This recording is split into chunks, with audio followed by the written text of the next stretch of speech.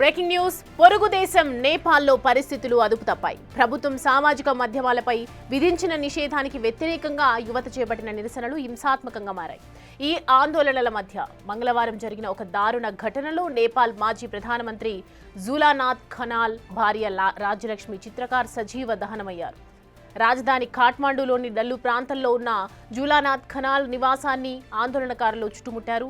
ఇంట్లో ఉన్న రాజ్యలక్ష్మిని బయటకు రానివ్వకుండా అడ్డుకుని ఇంటికి నిప్పు పెట్టారు. తీవ్రంగా గాయపడిన ఆమెను కీర్తిపూర్ బర్న్ ఆసుపత్రికి తరలించినప్పటికీ చికిత్స పొందుతూ మృతి చెందినట్లు సమాచారం.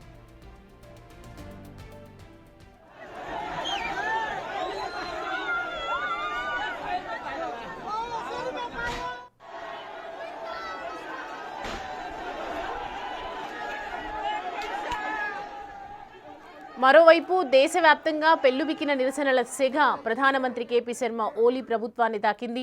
ఆందోళనకారులు ఆయన ఇంటికి కూడా నిప్పు పెట్టడంతో తీవ్రమైన ఒత్తిడి నడుమ ఓలీ తన పదవికి రాజీనామా చేశారు.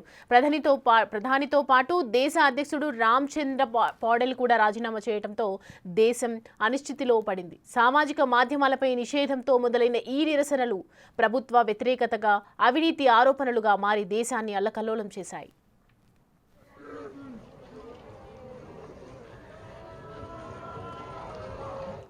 నేపాల్లో చోటు చేసుకున్న రాజకీయ సంక్షోభం కారణంగా దేశ తదుపరి ప్రధాని ఎవరు అనే చర్చ మొదలైంది. ప్రధాని పదవి రేసులో అనూహ్యంగా ర్యాపర్ పేరు వినిపిస్తోంది.